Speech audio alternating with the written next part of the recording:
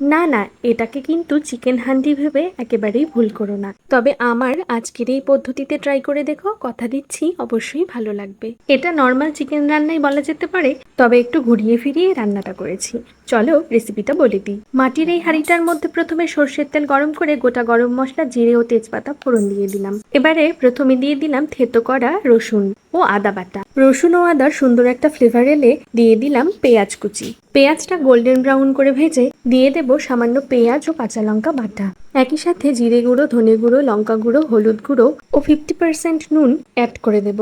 এরপর খুব ভালো মতো মশলা কষে গেলে চিকেন, ভেজে রাখা আলু ও টমেটো অ্যাড করে দেব। আর দিয়ে দেব গরম মশলা গুঁড়ো। চিকেনগুলো দেবার পর এবারে বাকি 50% পরিমাণ নুনটা দিয়ে দেব। এবারে আরো কিছুক্ষণ কষিয়ে দিয়ে দেব খুব সামান্য পরিমাণ জল। এবারে হাঁড়ির মুখটা চাপা দিয়ে গ্যাসের ফ্লেম একেবারে লো করে দিয়ে চিকেনটা হতে দেব। খেতে কিন্তু বেশ হয়েছিল, ট্রাই করে দেখো।